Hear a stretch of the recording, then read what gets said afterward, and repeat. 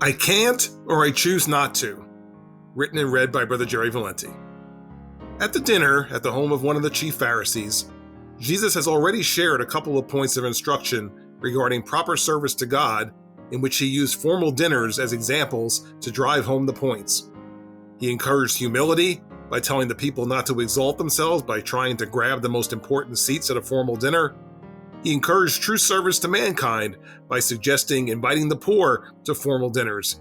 He said that those who do this would be blessed. After hearing the statement that someone who invites poor people to a dinner is blessed, a man sitting near Jesus counters with the remark, "Blessed is he that shall eat bread in the kingdom of God." Now, on the surface, this is an accurate statement. But when you consider who is saying it and in what context, it's clear that this man already has himself and the other important Jews, such as those who are attending this particular dinner, on the guest list for that great dinner in the kingdom of God. Jesus replies by relating a parable to this man. In the parable, a man has invited many guests to a large dinner.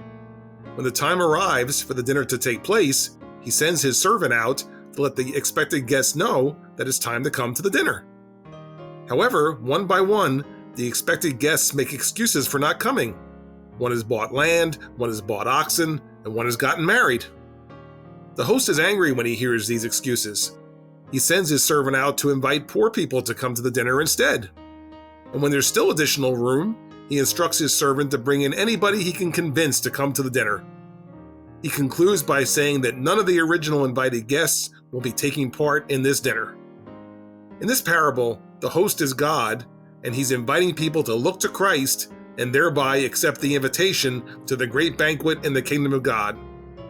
The first group of invited guests is generally believed to represent the house of Israel, and the latter group, where the servant brings in anybody who will accept, represents the Gentiles. This is an accurate depiction of the order in which the gospel has been presented to these different groups of people. But looking at the parable on a personal level, do you find yourself feeling sorry for the first group of people? Hey, they had other things going on, and they told the host that they couldn't make it, so why was he so upset with them? Well, don't feel sorry for them. You see, when each of these men said, "I cannot come," this was a lie. None of their situations made it impossible for them to attend. Inconvenient, perhaps, but not impossible. A more accurate response would have been something like, "I can either come to your dinner or work on the land that I just bought, and I choose to work on my land." And considering that the host was expecting these men to attend the dinner, this type of a response would rightfully anger him. How often do you say, "I can't"? I can't attend church today. I can't afford to tithe. I can't find time to read the scriptures or pray. Are these statements really true?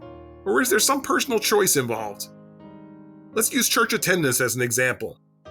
Except for certain circumstances, such as physical disability, for example, it's always your choice whether or not you go to church.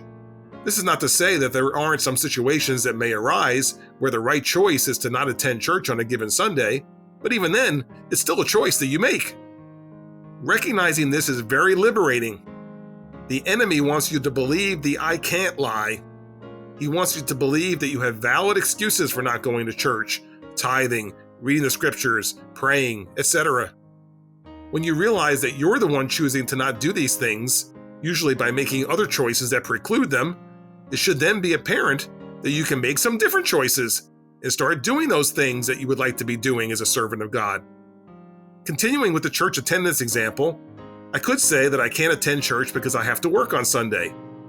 When I realize that I'm actually choosing to work on Sunday, I'm then free to choose to not work on Sunday, even if it means changing jobs, and now I can attend church.